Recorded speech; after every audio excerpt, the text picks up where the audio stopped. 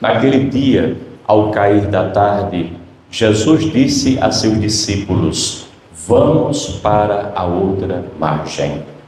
Eles despediram a multidão e levaram Jesus consigo, assim como estava na barca. Havia ainda outras barcas com ele. Começou a soprar uma ventania muito forte e as ondas se lançavam dentro da barca, de modo que a barca já começava a se encher. Jesus estava na parte de trás, dormindo sobre um travesseiro.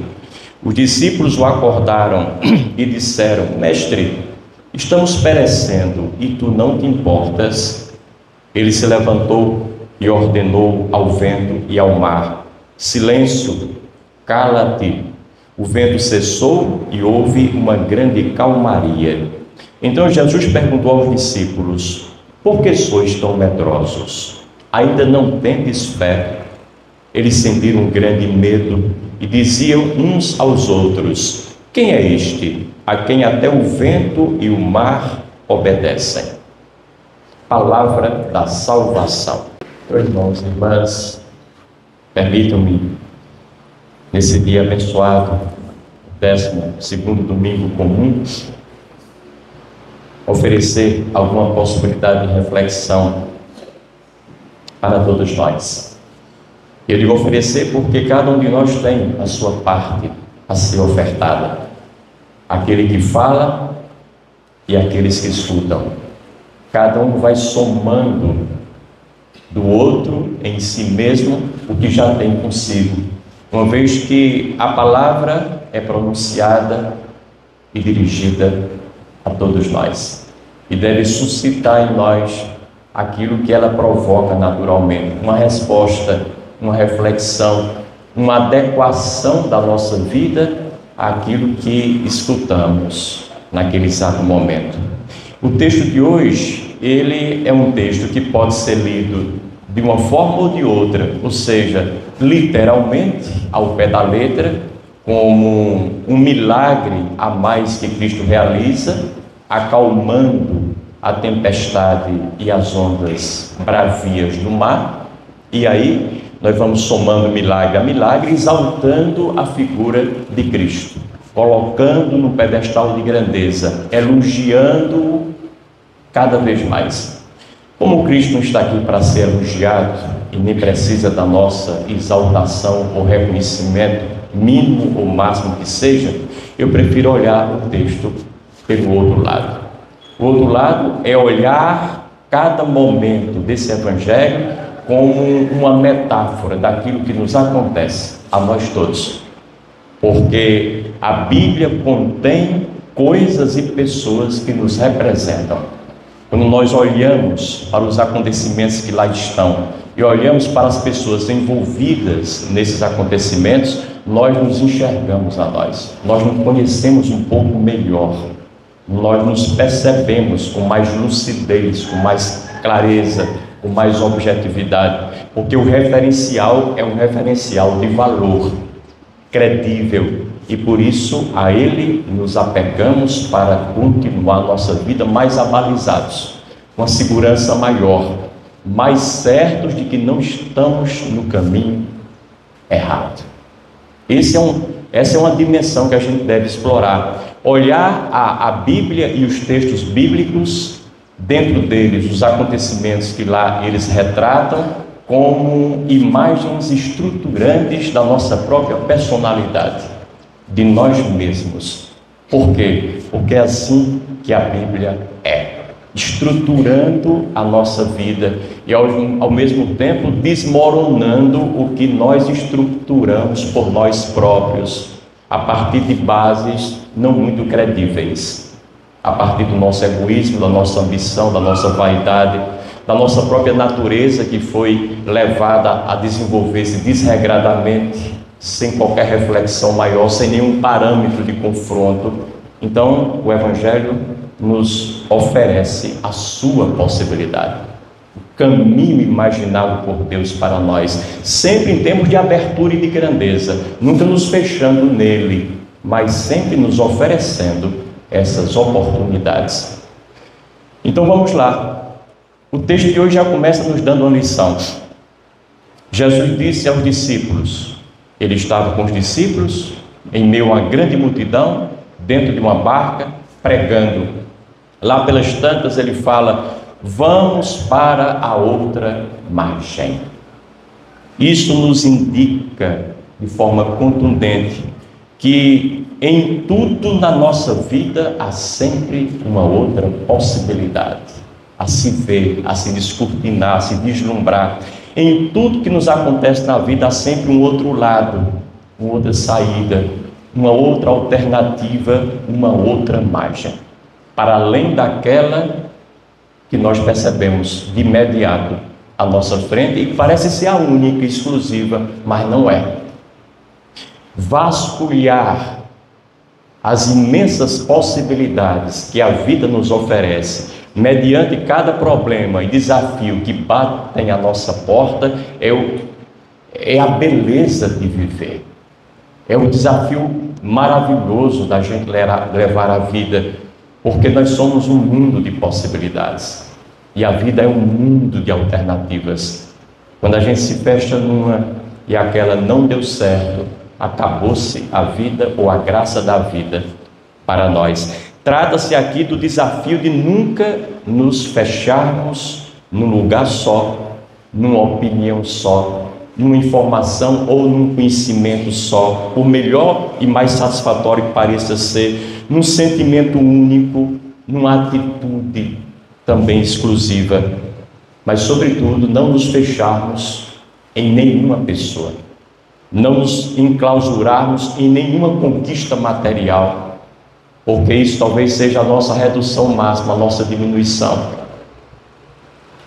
Um dia eu escutei, ainda quando estudante de filosofia, uma definição de fanático que eu nunca mais esqueci e achei muito apropriado. O professor dizia que fanático é aquele que nunca muda de assunto.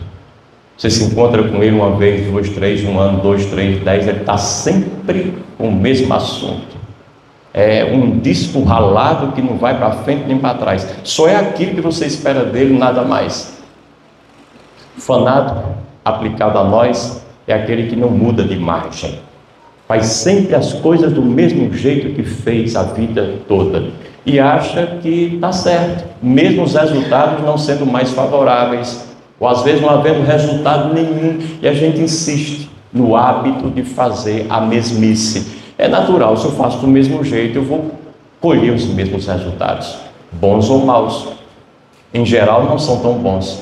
Então é preciso que a gente não se fanatize vendo apenas uma forma de viver, ou de fazer, ou de pensar tudo aquilo que é próprio de um ser humano. Aliás, quando nós paramos naquilo que nós já conhecemos, aquilo que nós conhecemos se torna um obstáculo ao conhecimento. Quando nós paramos, estagnamos naquilo que nós já experimentamos na vida, por mais amplo que tenha sido, o que nós experimentamos se torna um impedimento à experiência, no sentido lato e abrangente do termo. Quando nós paramos em quem amamos, a pessoa a quem amamos se torna um impedimento ao amor, porque o amor não foi feito para ser destinado a uma pessoa que nós escolhemos, e aí todo o nosso amor vai para ela. O amor é tão grande, é tão imenso, que ele foi feito para ser distribuído com todas as pessoas que estão à nossa frente. Porque amor não é sentimento, amor é uma decisão, uma opção, uma escolha que a gente faz, uma maneira de viver a vida, de estar no mundo e de levar tudo adiante de forma amorosa. Então veja como a gente tem facilidade de reduzir coisas grandes a mesquinharias, diminuí-las o mais que a gente pode.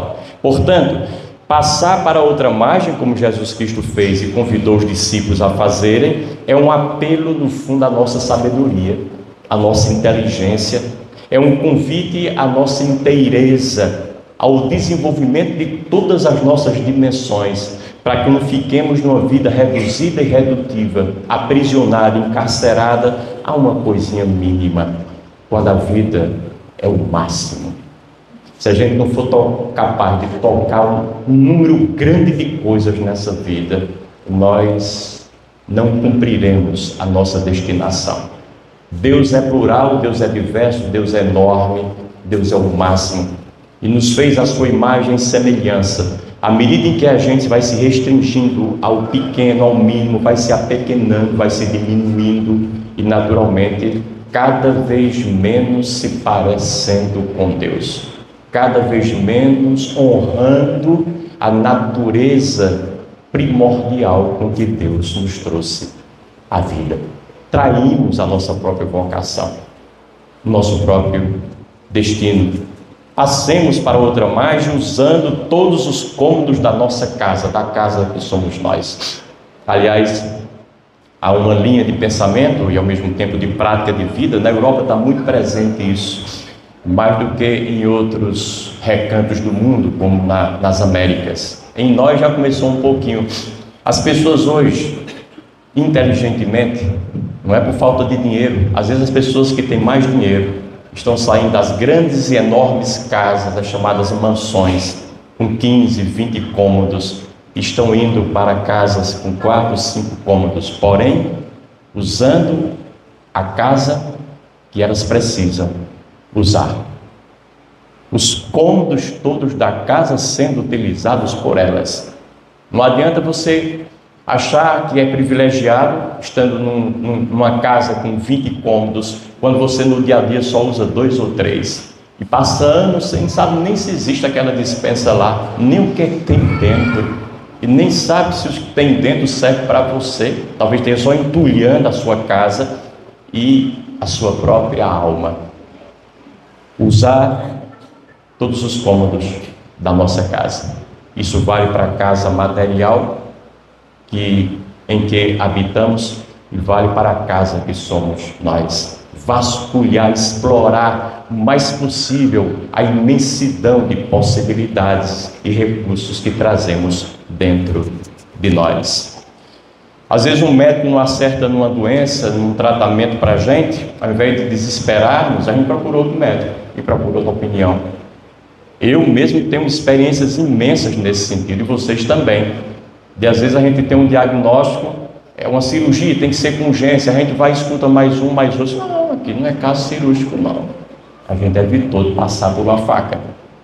Então é muito importante a gente não se desesperar quando uma alternativa nos é colocada à frente, sobretudo quando se trata de uma coisa importante para nós, que mexe conosco, que vai alterar a nossa vida.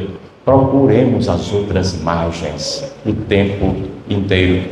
Alguém nos vira as costas aqui, nós viramos para o outro lado e encontramos alguém que está com os braços abertos para nos receber. A vida é assim mesmo. Alguém nos chama de feio ali, a gente vira para o outro lado e tem alguém que não nos acha assim tão feio, ainda que sejamos um bocado feio. Mas muda a perspectiva, e é importante que a gente possa entender isso. Então, quando não der certo de um jeito, há sempre um outro jeito. Quando não dá certo de um lado, há sempre um outro lado. Meu pai contava a história de um homem que habitualmente comia, almoçava num restaurante ali numa rua, do lado da rua, anos e anos, sempre chegando na mesma hora e comendo ali e tal, já era amigo do dono há muito tempo, da família e dos outros fregueses, e de repente sumiu do restaurante. Passou-se um mês, passaram-se 2, 3 e nada do homem lá. O proprietário, habituado àquela presença, ficou preocupado. O que a gente fez que esse homem sumiu daqui? E um dia encontrou-se com ele aí, aleatoriamente pela rua, e aí não se conteve, teve de perguntar. Que ele veio com toda a alegria, como é que está o senhor? Ele disse, olha, me permito perguntar, o senhor sempre comia ali no nosso restaurante, depois deixou de comer assim, sem ver nem para quê, sumiu. O que foi que houve com o senhor? Fizemos alguma coisa que o senhor não gostou? Ele disse, não, claro que não. É porque eu estou obedecendo ao meu dentista, eu estou fazendo um tratamento de dente, ele disse que eu começo do outro lado. Aí tem um restaurante do outro lado da rua, eu passei para lá. Só vou voltar para o senhor quando terminar o tratamento.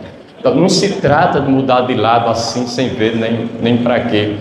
Ontem eu contava a história aqui, que eu acho também muito engraçado, da criança que chegou em casa depois das aulas, no final da manhã, com o olho direito inchado e roxo.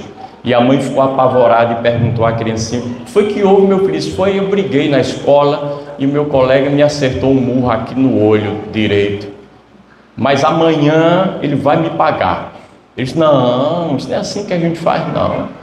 A gente não pode devolver o mal com o mal, não, é com o bem. Você vai neutralizar seu colega, mostrar que você é bom. Aí comprou uma caixa de chocolate bem recheada, e você vai levar amanhã e dar de presente ao seu coleguinha, tá bom?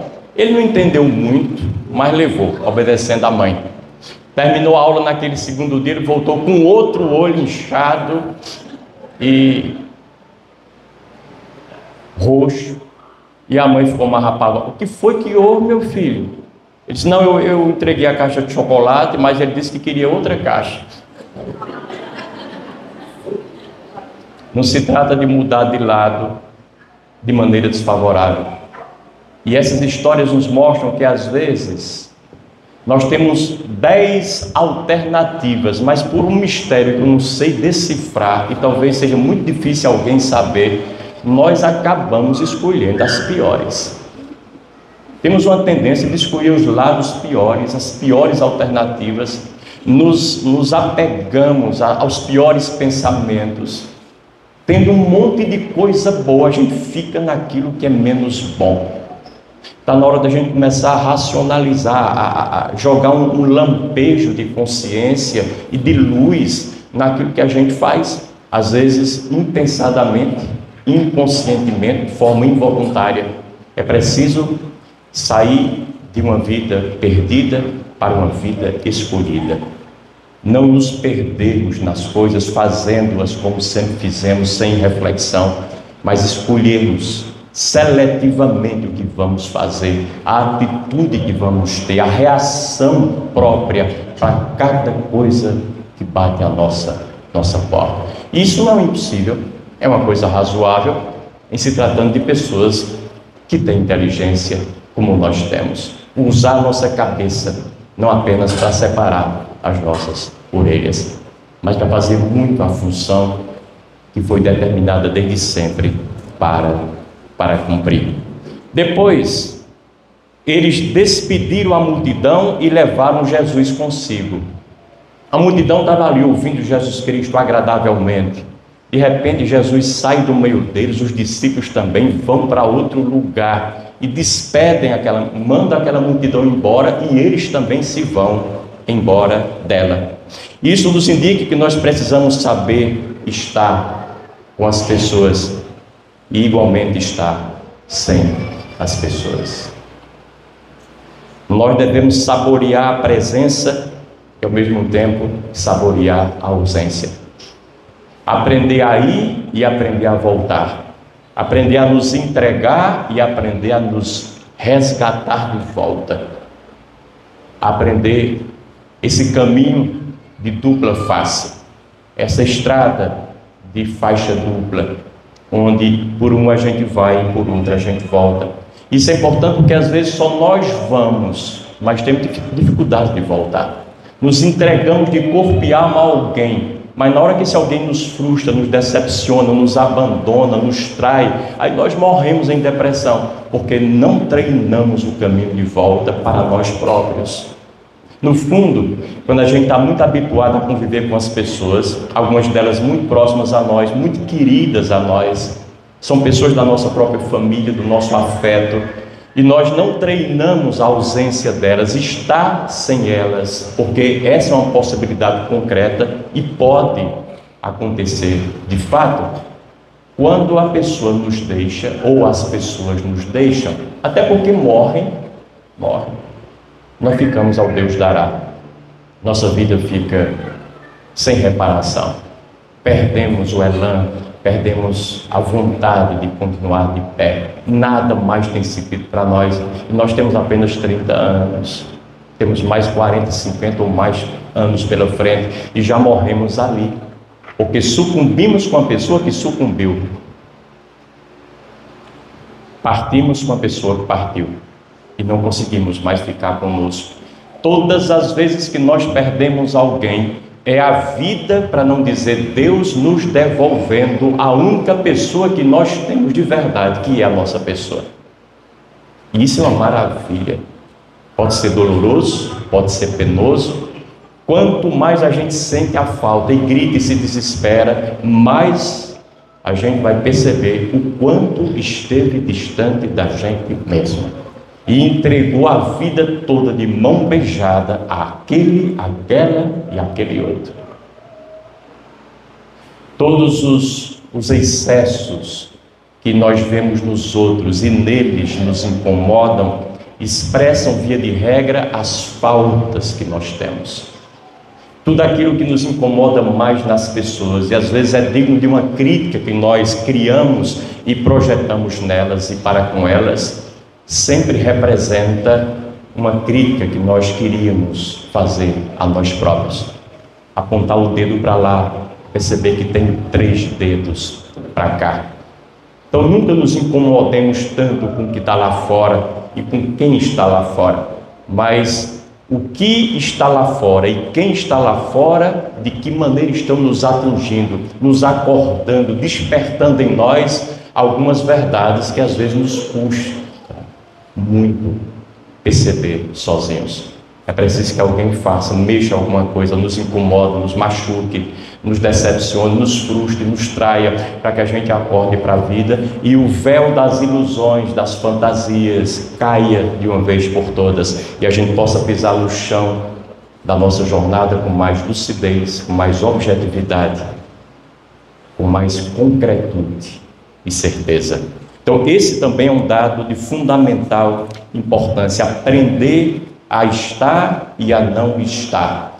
Despedir-se das pessoas significa deixá-los também consigo mesmas, dar-lhes autonomia, permitir-lhes liberdade no cumprimento da sua missão.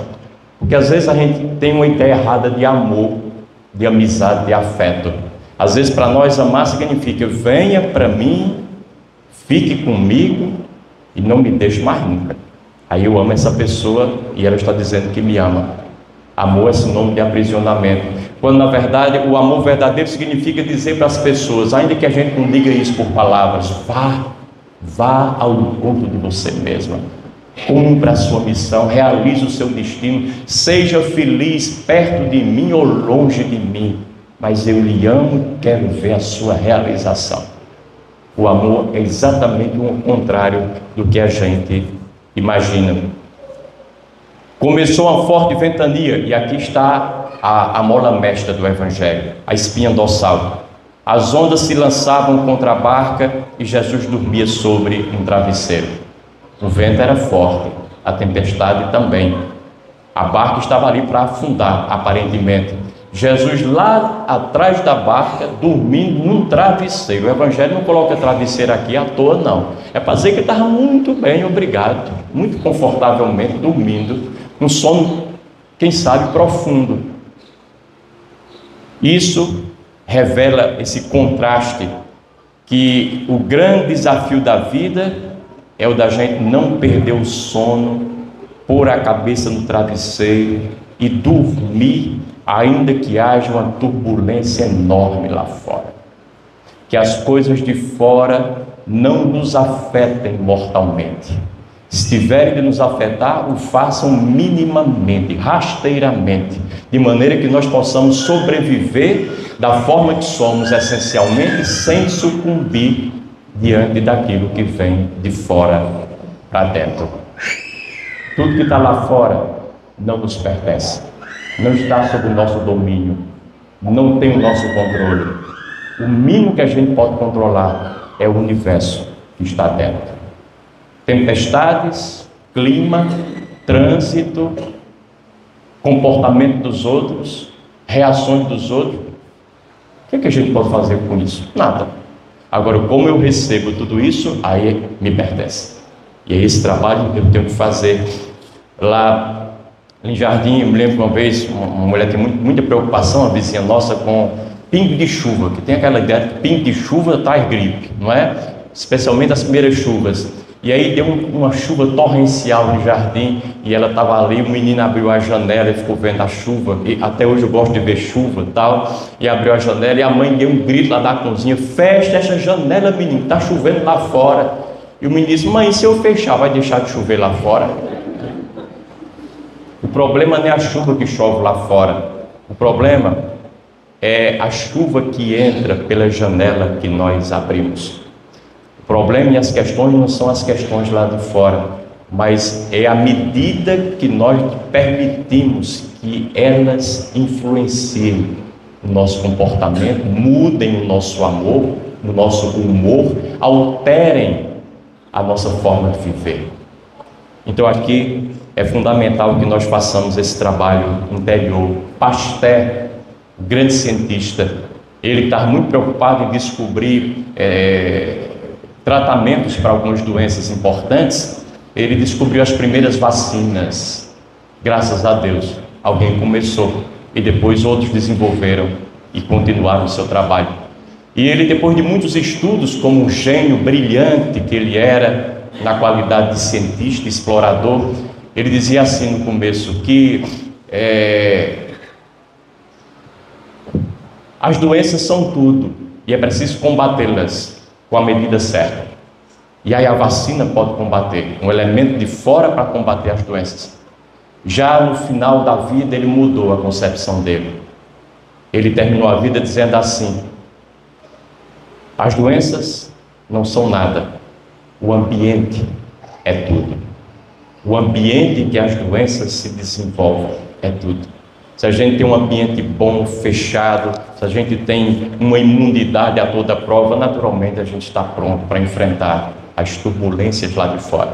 E virão outras mais, nós sabemos. E eu termino lembrando a vocês que, no fundo, o Evangelho está pedindo e nos desafiando a sermos equânimes. É o desafio da equanimidade.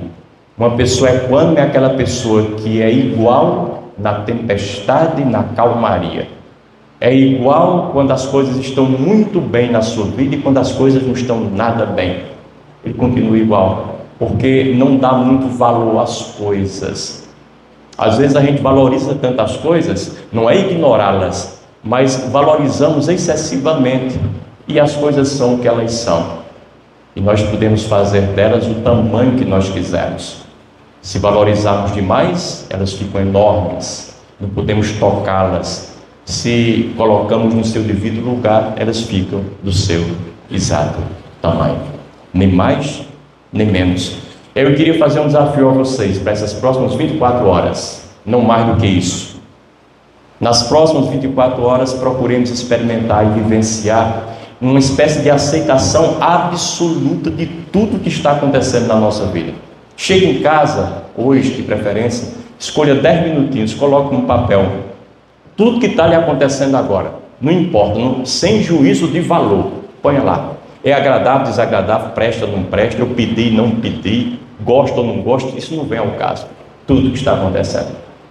E nas 24 horas subsequentes, apenas aceite que o que está acontecendo, está acontecendo. Nada mais do que isso.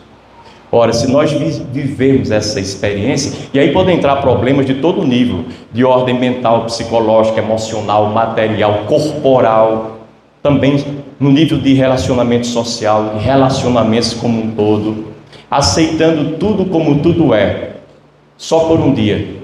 Se nós fizermos isso, a vida vai desabrochar para nós no nível e numa escala superiores, automaticamente.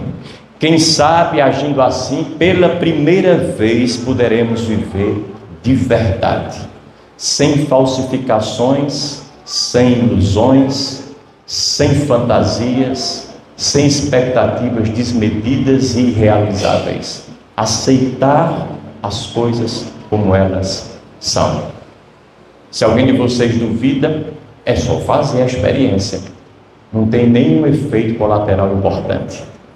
E o resultado pode nos surpreender e nos ajudar a empreender outros passos importantes e imprescindíveis na nossa jornada. Que Deus nos ajude. Louvado seja o nosso Senhor Jesus Cristo.